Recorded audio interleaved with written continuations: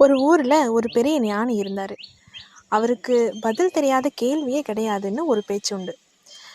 இதை பார்த்துட்டு இருந்த ஒரு இளைஞனுக்கு அந்த ஞானியை எப்படியாவது அவமானப்படுத்தணும் அப்படின்னு சொல்லி ஒரு எண்ணம்.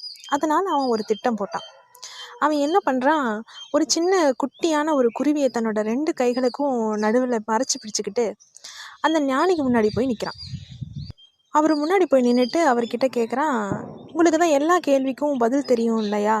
இப்போ சொல்லுங்க, என் கையில் இருக்கிற இந்த குருவி உயிரோடு இருக்கா இல்லை இறந்து போச்சா அப்படின்னு சொல்லி கேட்குறான்.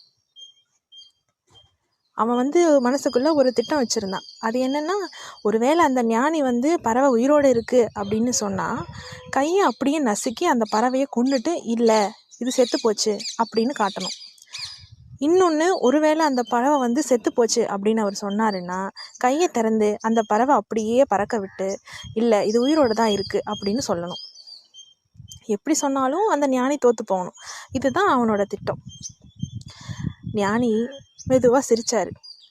அந்த இளைஞனோட கண்ணை நேருக்கு நேராக பார்த்து ரொம்ப நிதானமாக ஒரு பதில் சொல்கிறாரு. தம்பி, அந்த பறவை உயிரோடு இருக்கிறதும் இறந்து போகிறதும் உன் கையில் தான் இருக்குது அப்படின்னு சொன்னார். அதாவது நீ நினச்சா அதை காப்பாற்றவும் முடியும், நீ நினச்சா அதை அழிச்சிடவும் முடியும். அந்த பறவையோட உயிருங்கிறது அந்த ஞானியோட பதிலில் இல்லை, அந்த இளைஞனோட கையில் தான் இருந்தது. நம்ம வாழ்க்கை சரியில்லாமல் போகிறதுக்கு அவங்க சரியில்லை, இவங்க சரியில்லை, விதி சரியில்லைன்னு காரணம் சொல்லிகிட்டு இருக்கோம். ஆனால் உண்மை என்னென்னா, உங்கள் எதிர்காலம் அப்படிங்கிற அந்த பறவை உங்கள் கையில் தான் இருக்குது. நீங்கள் அதை என்ன பண்ண போகிறீங்க அப்படிங்கிறது நீங்கள் தான் முடிவு பண்ணணும்.